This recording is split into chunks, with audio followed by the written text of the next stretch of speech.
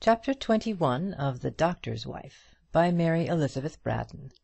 This recording is in the public domain. Chapter 21. Once more the gate behind me falls. All through the autumnal months, all through the dreary winter, George Gilbert's wife endured her existence, and hated it. The days were all alike, all dark and cold and dreary, and her life was dark and cold and dreary, like the days. She did not write a novel. She did not accomplish any task, or carry out any intention. But she began a great many undertakings, and grew tired of them, and gave them up in despair.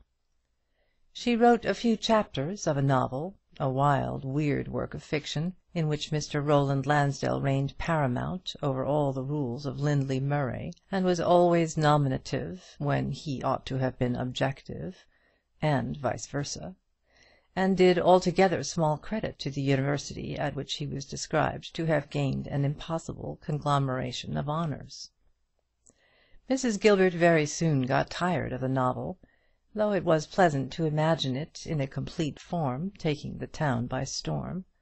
He would read it, and would know that she had written it. Was there not a minute description of Lord Thurston's oak in the very first chapter? It was pleasant to think of the romance, neatly bounded in 3 volumes. But Mrs. Gilbert never got beyond a few random chapters, in which the grand crisis of the work, the first meeting of the hero and heroine, the death of the latter by drowning, and of the former by rupture of a blood vessel, and so on, were described. She could not do the everyday work.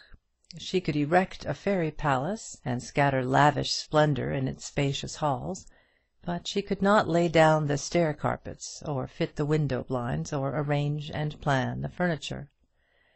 She tore up her manuscript, and then for a little time she thought that she would be very good, kind to the poor, affectionate to her husband, and attentive to the morning and afternoon sermons at Graybridge Church. She made a little book out of letter paper, and took notes of the vicar's and the curate's discourses. But both these gentlemen had a fancy for discussing abstruse points of doctrine far beyond Mrs. Gilbert's comprehension, and the doctor's wife found the business of a reporter very difficult work. She made her poor little unaided effort to repent of her sins and to do good. She cut up her shabbiest dresses and made them into frocks for some poor children, and she procured a packet of limp tracts from a Conventford bookseller and distributed them with the frocks, having a vague idea that no charitable benefaction was complete unless accompanied by a tract. Alas for this poor sentimental child! The effort to be good and pious and practical did not sit well upon her. She got on very well with some of the cottagers' daughters, who had been educated at the National School, and were as fond of reading novels as herself.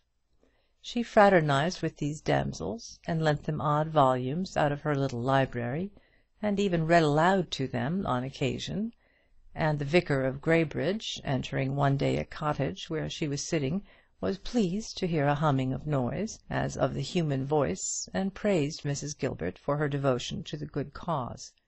He might not have been quite so well pleased had he heard the subject of her lecture, which had relation to a gentleman of loose principles and buccaneering propensities, a gentleman who left a Corsair's name to other times, linked with one virtue and 1,000 crimes. But even these feeble attempts to be good, how short a time it seemed since Isabel Gilbert had been a child, subject to have her ears boxed by the second Mrs. Sleaford! How short a time since to be good meant to be willing to wash the teacups and saucers, or to darn a 3-cornered rent in a hobbledehoy's jacket! Even these feeble efforts ceased by and by, and Mrs. Gilbert abandoned herself to the dull monotony of her life, and solaced herself with the thought of Roland Lansdell, as an opium eater beguiles his listless days with the splendid visions that glorify his besotted stupor. She resigned herself to her life, and was very obedient to her husband, and read novels as long as she could get one to read, and was for ever thinking of what might have been, if she had been free, and if Roland Lansdell had loved her. Alas, he had only too plainly proved that he did not love her, had never loved her. He had made this manifest by cruelly indisputable evidence at the very time when she was beginning to be unutterably happy in the thought that she was somehow or another nearer and dearer to him than she ought to have been. The dull autumn days and the dark winter days dragged themselves out, and Mr. Gilbert came in and went out, and attended to his duties, and ate his dinner, and rode Brown Molly between the leafless hedgerows beside the frozen streams, as contentedly as he had done in the bright summer time, when his rides had lain through a perpetual garden. His was one of those happy natures which are undisturbed by any wild yearnings after the unattainable. He had an idea of exchanging his Graybridge practice for a better one by and by, and he used to talk to Isabel of this ambitious design; but she took little interest in the subject. She had evinced very little interest in it from the first, and she displayed less now. What would be the use of such a change? It could only bring her a new kind of dreariness, and it was something to stand shivering on the little bridge under Lord Thurston's oak, so bare and leafless now. It was something to see even the chimney pots of Mordred, the wonderful clusters of dark red brick chimneys, warm against the chill December sky. Mrs. Gilbert did not forget that passage in Mr. Roland Lansdell's letter in which he had placed the Mordred library at her disposal, but she was very slow to avail herself of the privilege thus offered to her. She shrank away shyly from the thought of entering his house, even though there was no chance of meeting him in the beautiful rooms, even though he was at the other end of Europe, gay and happy and forgetful of her. It was only by and by, when Mr. Lansdell had been gone some months, and when the dulness of her life had grown day by day more oppressive, that Isabel Gilbert took courage to enter the noble gates of Mordred. Of course she told her husband whither she was going. Was it not her duty to do so? And George good-naturedly approved. "Though I'm sure you've got books enough already," he said, "for you seem to be reading all day." She set out upon a wintry afternoon, and walked alone to the Priory. The old housekeeper received her very cordially. "I've been expecting to see you every day, ma'am, since Mr. Lansdell left us," the worthy woman exclaimed, "for he said as you were rare fond of books, and was to take away any that you fancied, and John's to carry them for you, ma'am, and I was to pay you every attention. But I was beginning to think you didn't mean to come at all, ma'am." There were fires in many of the rooms, for Mr. Lansdell's servants had a wholesome terror of that fatal blue mould which damp engenders upon the surface of a picture. The firelight glimmered upon golden frames, and glowed here and there in the ruby depths of rich Bohemian glass, and flashed in fitful gleams upon rare porcelain vases and groups of stainless marble. But the rooms had a desolate look somehow, in spite of the warmth and light and splendour. Mrs. Warman, the housekeeper, told Isabel of Mr. Lansdell's whereabouts. He was at Milan. Lady Gwendoline Pomphrey had been good enough to tell Mrs. Warman. Somewheres in Italy that was, the housekeeper believed, and he was to spend the rest of the winter in Rome, and then he was going on to Constantinople, and goodness knows where, for there never was such a traveller, or any one so restless like. "Isn't it a pity he don't marry his cousin, Lady Gwendoline, and settle down like his pa?" said Mrs. Warman. "It do seem a shame for such a place as this to be shut up from year's end to year's end, till the very pictures get quite a ghastly way with them, and seem to stare at one reproachful like, as if they was asking over and over again, 'Where is he? Why don't he come home?'" Isabel was standing with her back to the chill wintry sky outside the window, and the housekeeper did not perceive the effect of her discourse. That simple talk was very painful to her. It seemed to her as if Roland Lansdell's image receded farther and farther from her in this grand place, where all the attributes of his wealth and station were a standing evidence of the great gulf between them. "What am I to him?" she thought. "What can such a despicable wretch as I am ever be to him? If he comes home it will be to marry Lady Gwendoline. Perhaps he will tell her how he used to meet me by the mill stream, and they will laugh together about me." Had her conduct been shameless and unwomanly, and would he remember her only to despise her? She hoped that if Roland Lansdell ever returned to Midlandshire, it would be to find her dead. He could not despise her if she was dead. The only pleasant thought she had that afternoon was the fancy that Mr. Lansdell might come back to Mordred and engage himself to his cousin, and the marriage would take place at Graybridge church, and as he was leading his bride along the quiet avenue, he would start back, anguish-stricken, to the sight of a newly erected headstone, to the memory of Isabel Gilbert, aged 20. 20! That seems quite old, Mrs. Gilbert thought. She had always fancied that the next best thing to marrying a duke would be to fade into an early grave before the age of 18. The first visit to Mordred made the doctor's wife very unhappy. Was it not a reopening of all the old wounds?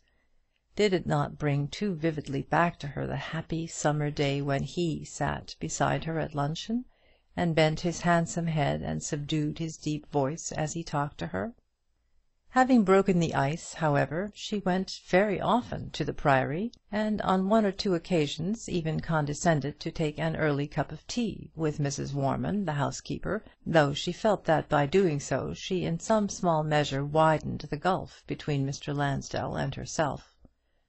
Little by little she grew to feel quite at home in the splendid rooms.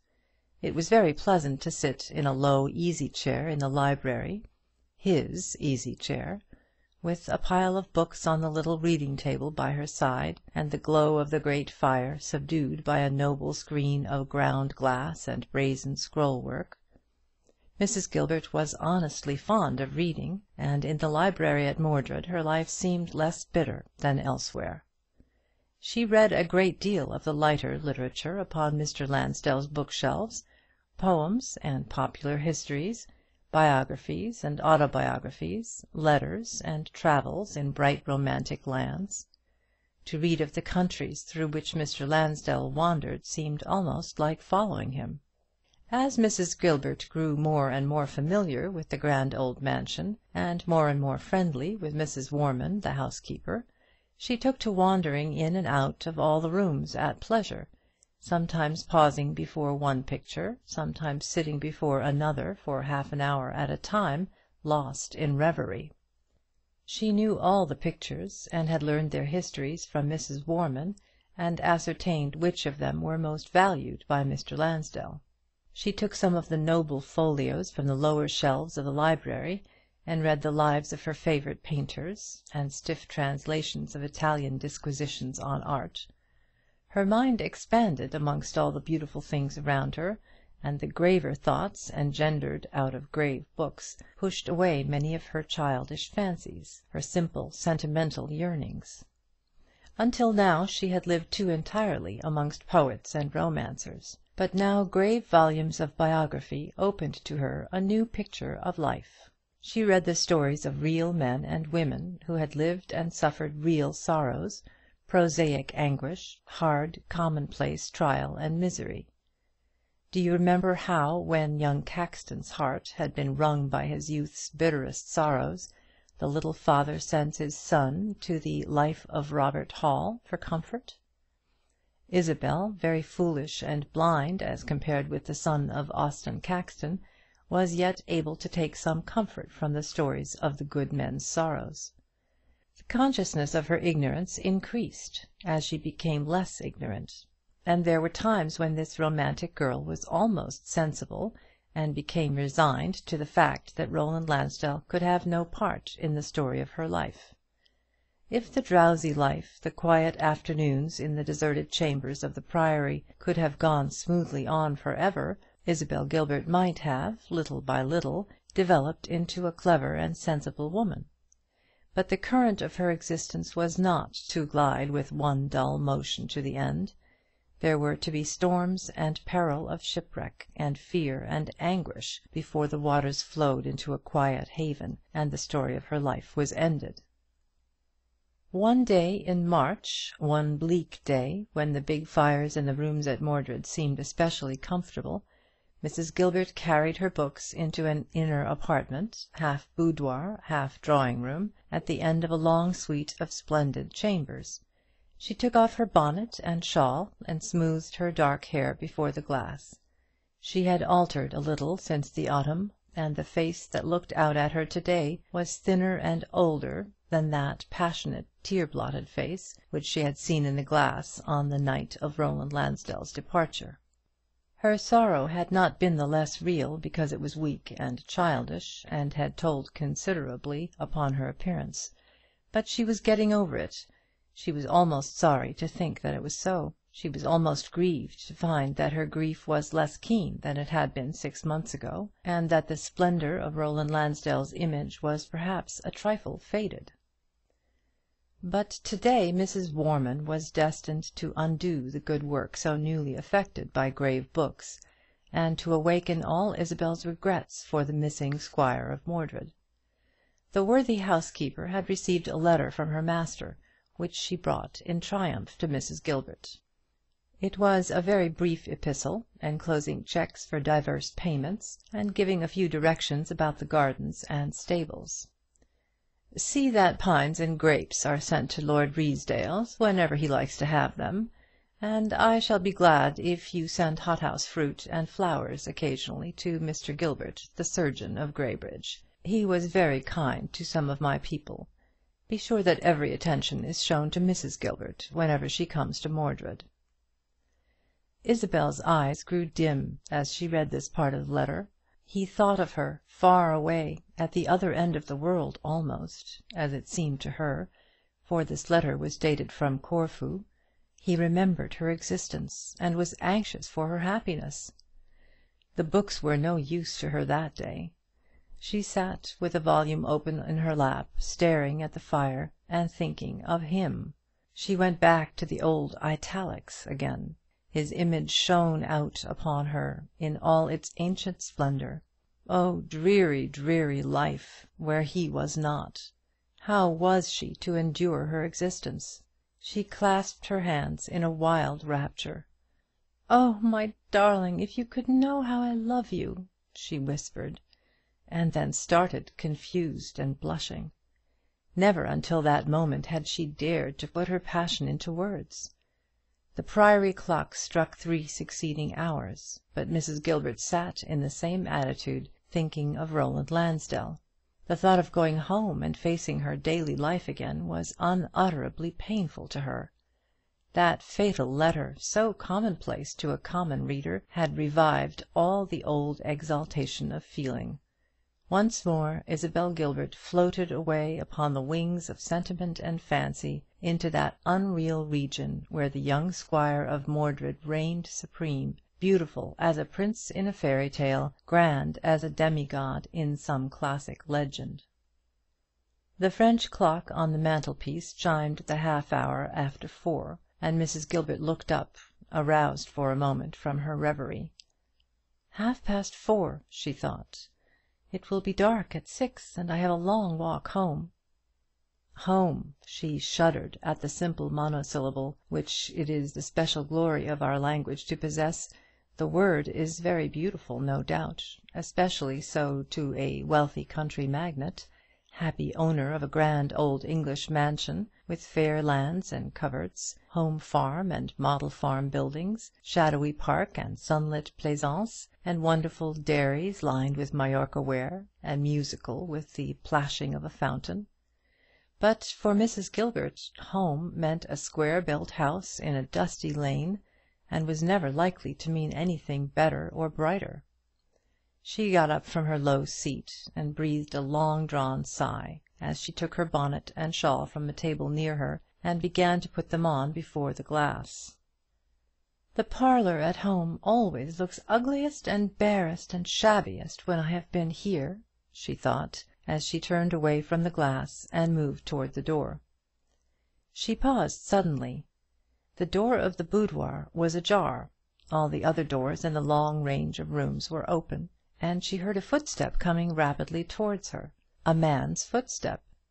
Was it one of the servants? No. No servant's footstep ever touched the ground with that firm and stately tread. It was a stranger's footstep, of course. Who should come there that day except a stranger? He was far away, at the other end of the world almost. It was not within the limits of possibility that his footfall should sound on the floors of Mordred Priory. And yet, Isabel stopped, with her heart beating violently, her hands clasped, her lips apart and tremulous, and in the next moment the step was close to the threshold, the door was pushed open, and she was face to face with Roland Lansdell. Roland Lansdell, whom she never thought to see again upon this earth. Roland Lansdell, whose face had looked at her in her dreams by day and night any time within these last 6 months. "Isabel, Mrs. Gilbert," he said, holding out both his hands, and taking hers, which were as cold as death. She tried to speak, but no sound came from her tremulous lips. She could utter no word of welcome to this restless wanderer, but stood before him breathless and trembling. Mr. Lansdell drew a chair towards her and made her sit down. "I startled you," he said. "You did not expect to see me. I had no right to come to you so suddenly, but they told me you were here, and I wanted so much to see you. I wanted so much to speak to you." The words were insignificant enough, but there was a warmth and earnestness in the tones that was new to Isabel. Faint blushes flickered into her cheeks, so deathly pale a few moments before. Her eyelids fell over the dark unfathomable eyes. A look of sudden happiness spread itself upon her face, and made it luminous. "I thought you were at Corfu," she said. "I thought you would never, never, never come back again." "I have been at Corfu, and in Italy, and in innumerable places. I meant to stay away, but I changed my mind, and I came back. I hope you are glad to see me again." What could she say to him? Her terror of saying too much kept her silent. The beating of her heart sounded in her ears, and she was afraid that he too must hear that tell-tale sound. She dared not raise her eyes, and yet she knew that he was looking at her earnestly, scrutinizingly even. "Tell me that you are glad to see me," he said. "Ah, if you knew why I went away, why I tried so hard to stay away, why I have come back after all, after so many resolutions made and broken, so many deliberations, so much doubt and hesitation. Isabel, tell me you are glad to see me once more." She tried to speak, and faltered out a word or two, and broke down and turned away from him. And then she looked round at him again with a sudden impulse, as innocently and childishly as Zuleika might have looked at Selim, forgetful for a moment of the square-built house in the dusty lane, of George Gilbert, and all the duties of her life. "I have been so unhappy," she exclaimed. "I have been so miserable. And you will go away again by and by, and I shall never, never see you any more." Her voice broke, and she burst into tears, and then, remembering the surgeon all in a moment, she brushed them hastily away with her handkerchief. "You frightened me so, Mr. Lansdell," she said, "and I'm very late, and I was just going home, and my husband will be waiting for me. He comes to meet me sometimes when he can spare time. Good-bye." She held out her hand, looking at Roland nervously as she did so. Did he despise her very much, she wondered? No doubt he had come home to marry Lady Gwendoline Pomphrey, and there would be a fine wedding in that bright May weather. There was just time to go into a consumption between March and May, Mrs. Gilbert thought, and her tombstone might be ready for the occasion, if the gods who bestow upon their special favourites the boon of early death would only be kind to her. "Good-bye, Mr. Lansdell," she repeated. "Let me walk a little way with you. Ah, if you knew how I have travelled night and day! If you knew how I have languished for this hour, and for the sight of—" For the sight of what? Roland Lansdell was looking down at the pale face of the doctor's wife as he uttered that unfinished sentence. But amongst all the wonders that ever made the story of a woman's life wonderful, it could never surely come to pass that a demigod would descend from the ethereal regions which were his common habitation on her account, Mrs. Gilbert thought.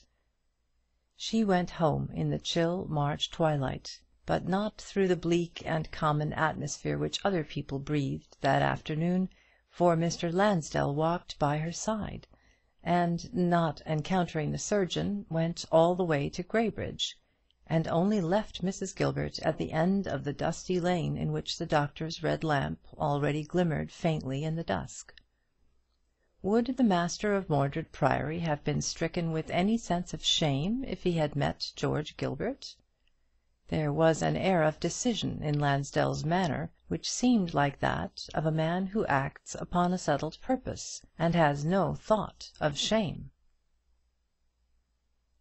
End of Chapter 21. Recording by Kirsten Weber.